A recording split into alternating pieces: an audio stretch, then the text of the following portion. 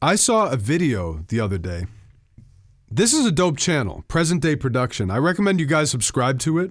What they talked about in this video is the truth about real-time versus offline bounces. I've debunked Ableton versus FL Studio. Can I make beats that knock in Ableton as hard as FL Studio? Yes, your beats knock in Ableton and your beats knock in FL Studio. I pretty much debunked beats that knock harder in FL Studio. I debunked that. We know that that's not true. Ableton and FL Studio have the same sound engines and they sound the same. Another thing that is a debate in the producer community is in FL Studio, there's no real-time bouncing. In Pro Tools and I believe Logic, there's both offline and real-time bouncing. And there's a debate amongst producers, engineers that, oh, if I do real-time bouncing, it sounds better than if I do offline bouncing. This video debunked it completely. Basically, there is absolutely no difference, proven with a null test, between real-time and offline bouncing. You no longer have to worry and listen to your whole mix in real time after you finish it.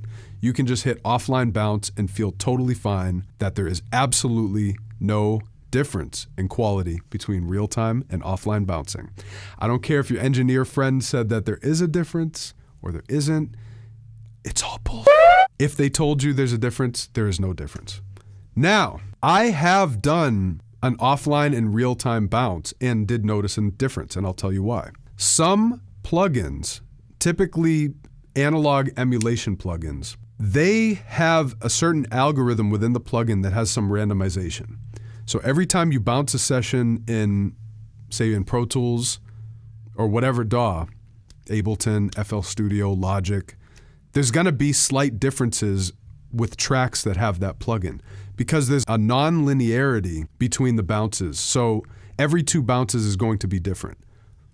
But that is a randomization built within that plugin. There's actually 0 quality difference. I've actually run the same test that Present Day Production ran in that video, and I came up with the same results. So I'm glad that they did a full video on it. If you want to check out the video, he explains the whole process, but I'm just summarizing it and saying that there's absolutely no difference. So feel free to bounce offline and save yourself time.